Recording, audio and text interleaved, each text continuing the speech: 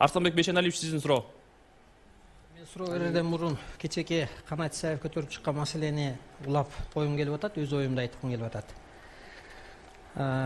Ошо Кытай жараны мындай тыңч экен деп аудио жүрөбү, видео жүрөбү.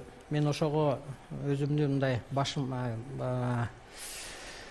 бала кезде уккан бир окуяны айтып бергим келип атат. Биздин районда, Баш районунда ошо бир жылдары Кытайдан келген кыргыз адам болгон. Ана биз ошо кийин угуп калдык, Союз убагында ошо кишини эми бала чакасы жашоосу буякта болгондон кийин ал ошо малчы болчу.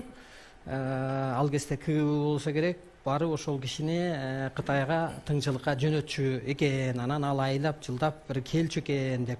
Ошол сыяктуу буга мен толук ишенип атам. Мындай көкүрөгүмдүн ишенгени. Тыңч экен дегенине. Андан кийин дагы айтып койгум келет.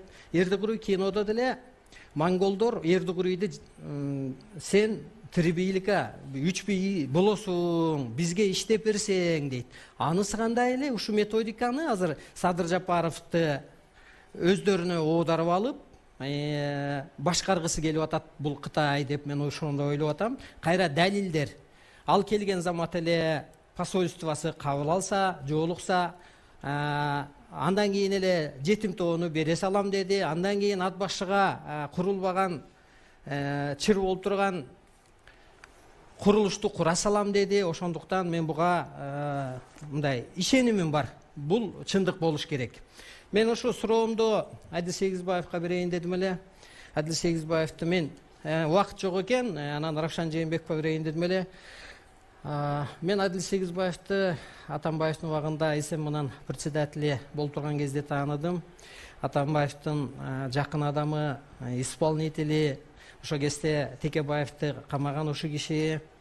Анан Атамбаев Койташ окуясында офицер атылды, командир атылды.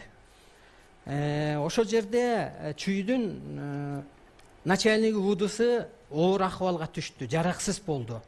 Эми ушул саясатчылардын ичара оюнунан Жээнбеков менен Атамбаевдин кыргыз жарандары же эртең дагы ушундай өзүмчүл адамдар келсе кыргыз балдары садага чабылып курман болуп кете береби деп ушул суроону жалпы баарыңарга берейин дедим эле. Мына юрист Клара Сооронкулова да турат. Жалпы суроо болсо кандай капашып сизден баштайлы.